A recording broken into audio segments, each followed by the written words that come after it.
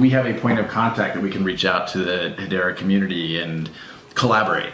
And I think we haven't yet come together around that, and I think there's an opportunity to do that. I think that's amazing. It's so good to hear for your respective communities, but the crypto industry as a whole. Lehman, I know that you're big on this. I am very big on this. So this is absolutely what we need. What we need to be doing is having the blockchains working together for things like this. So when we identify scams, we should inform each other and inform the exchanges and be working together as an industry on this, and to educate people and to find other ways that we can deal with these problems, because it affects all of us. Yeah. And it's so holding all of us back. It's holding all of us back, right. And so we aren't just independent, we really are together. Yeah. And so I love that. And we've been doing decentralized recovery, which is another thing where we're working together. And I just think we as an industry have a lot of common interests that we can use to make it be useful to the rest of the world. And that's what we need to be working on. For sure.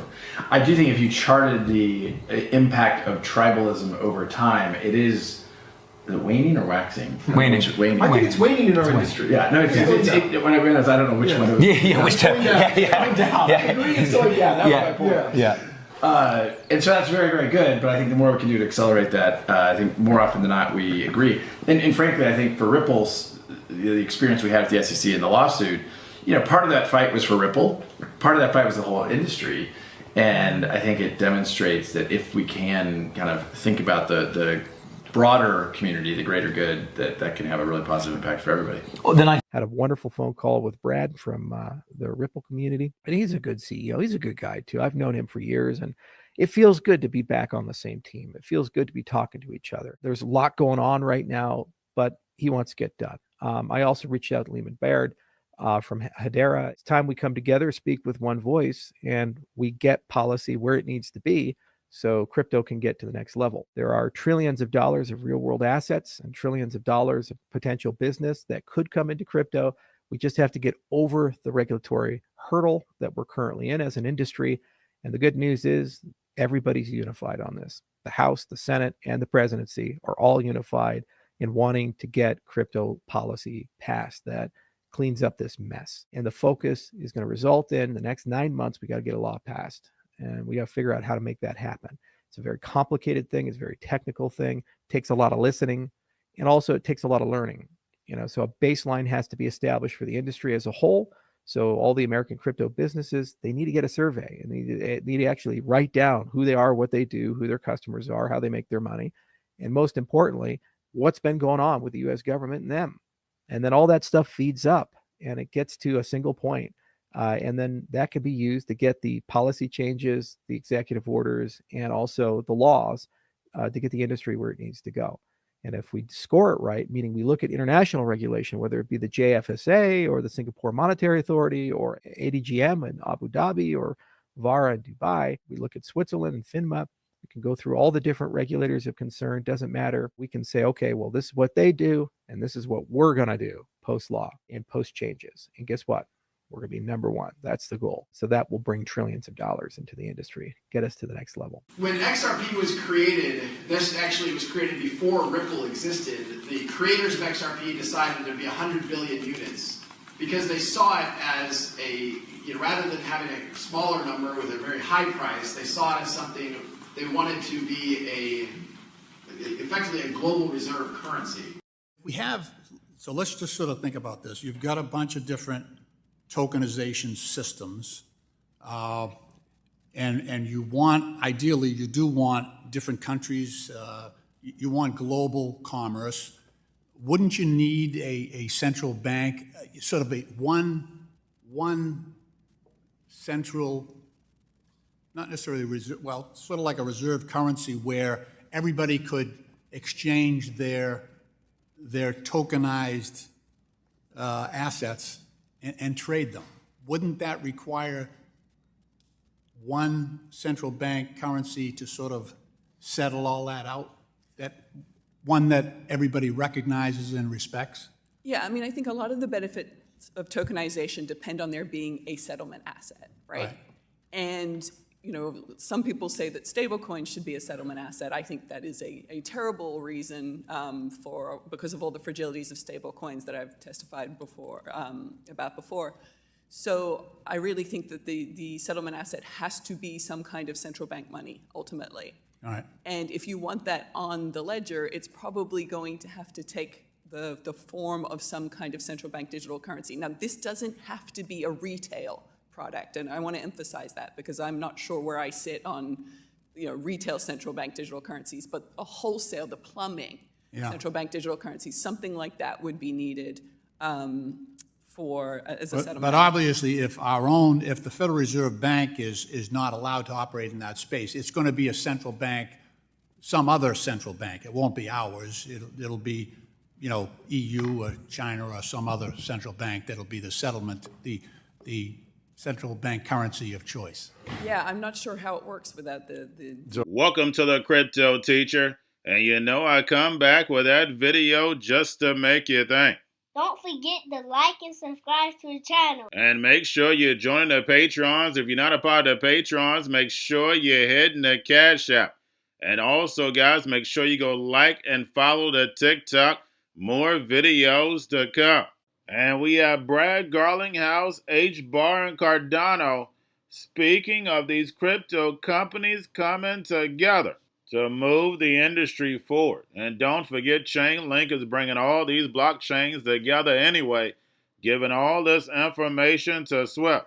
But now that regulation is coming inside the United States, the narrative has changed towards crypto because they know all about the digital economy. Now it's time to bring it to the people. And we had Brad Garlinghouse speaking of XRP as a global reserve currency. And we know the central banks are not giving up that type of control.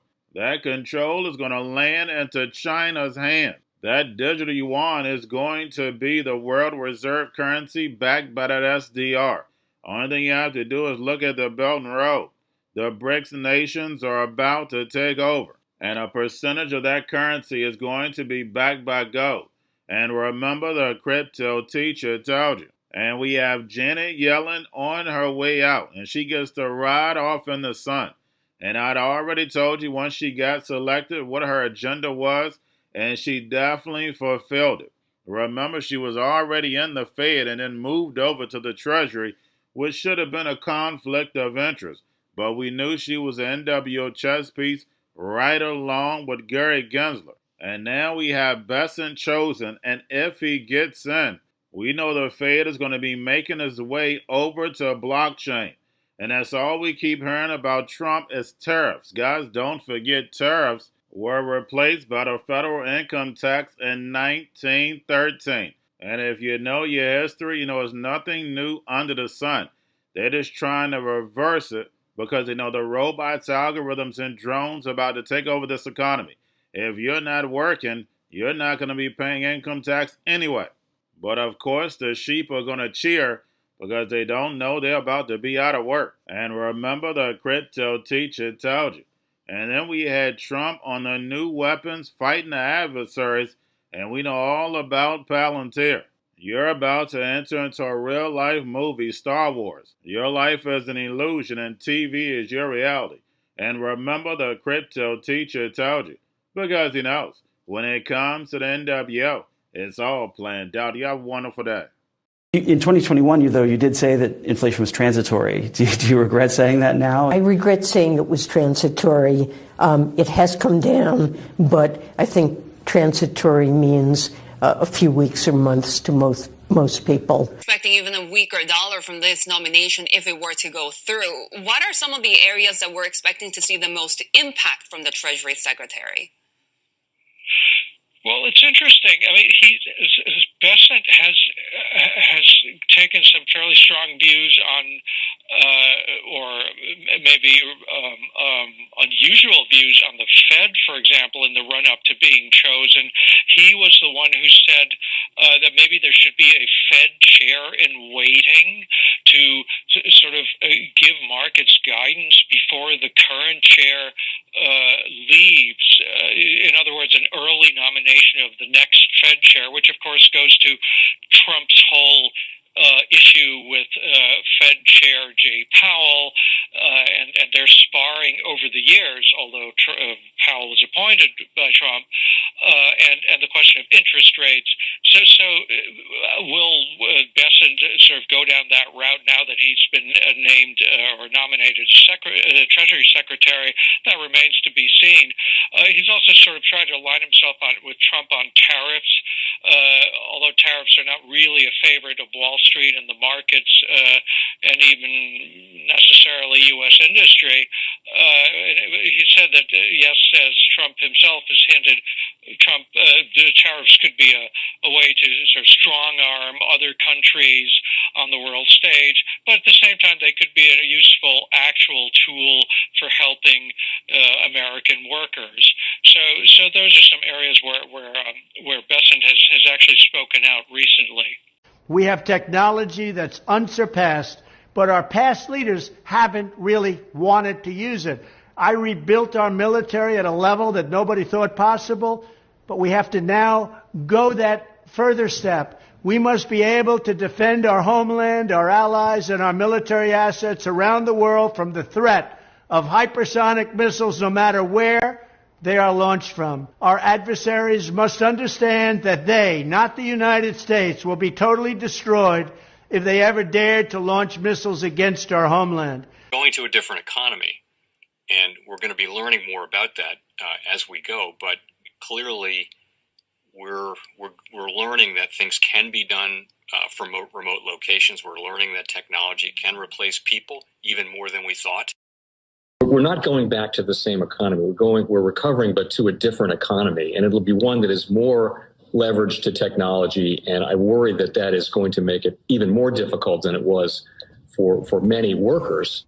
In Silicon Valley, and my friends who work in technology know that what we did to the manufacturing workers, we are now going to do to the retail workers, the call center workers, the fast food workers, the truck drivers, and then even bookkeepers, accountants, insurance agents, lawyers, and on through the economy.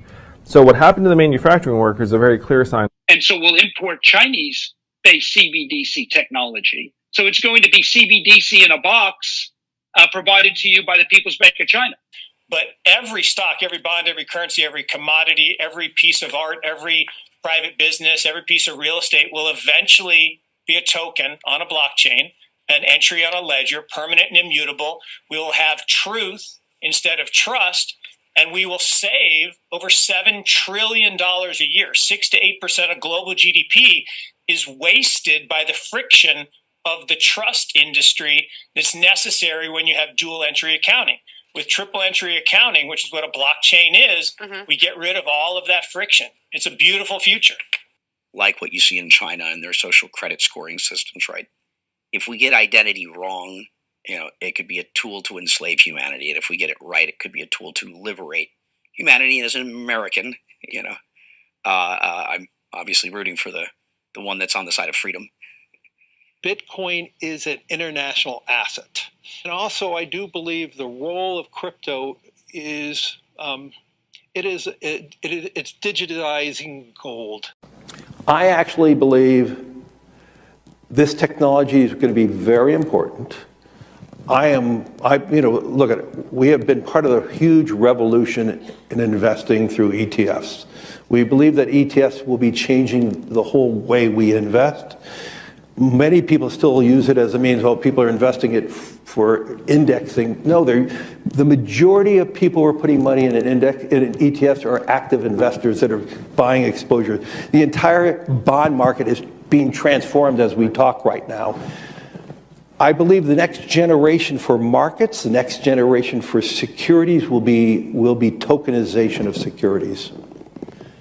And if we could have that distributed ledger that we know every beneficial owner, every beneficial seller, we all have our code of who's buying, who's selling, instantaneous settlement. And think about it, it changes the whole ecosystem. Chinese bank ICBC has been hit by a ransomware attack, and the U.S. Treasury market, as a result of that, has been disrupted. This, according to the Financial Times. We're going to get more right now with Bloomberg's Shonali Bassick. Shonali, what do we know? Listen, we have the Financial Times now reporting that ICBC, one of China's largest banks here, was hit with a ransomware attack. And remember, they're a very significant intermediary in the Treasury market. The SIFMA has told his members that this has been part of the reason here that the system is kind of clogged up, if you will. During that auction that we saw a little bit before, the attack had prevented ICBC, according to the Financial Times, from settling Treasury trades on behalf of other market participants. A large executive at a major bank also telling the paper that such a large party on the fixed income clearing corp creates major concerns, potentially impacting the liquidity of Treasury markets. Now, it was not just a poor auction; it was absolutely lousy. And you know, when the dealers have to step in to save a Treasury auction, that's a rare occurrence. And Cryptoteacher and the New World Order book, plus the 3 Kids books. It's time to re-educate.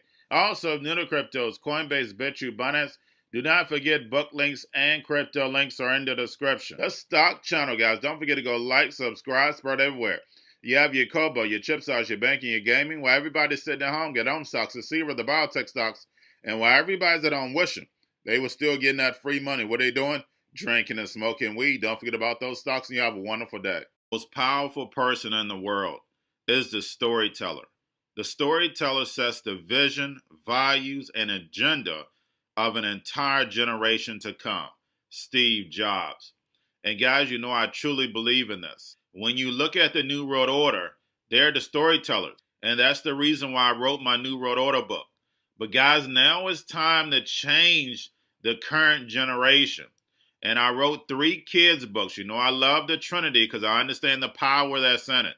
So I have 3 books. We have an opportunity to change the generation, to educate. Not just me, but I want to show you that I take action on a daily basis. And I want you to take action on a daily basis. Whether it's your job, whether it's in your community, we have an opportunity right now to educate the masses. I posted this on my Twitter account. Please share, but this is a short clip of the 3 books. There's going to be a clothing line and action figures. Please get these books for your kids, nephews, cousins, friends, so therefore we can start the re-education now. Because as we see, the 4th Industrial Revolution foundation is definitely here. Robots, algorithms, drones, taking humanity out the picture. We have to re-educate. But let's get into the video. Part 1. King Joshua and Grandma Tam save the village. Part 2. King Joshua and Grandma Tam save New York from COVID-33. Part 3. King Joshua and Grandma Tam goes to China. It's mandatory to get part 1, part 2, and part 3 of this series. It's time to re-educate Generation Z.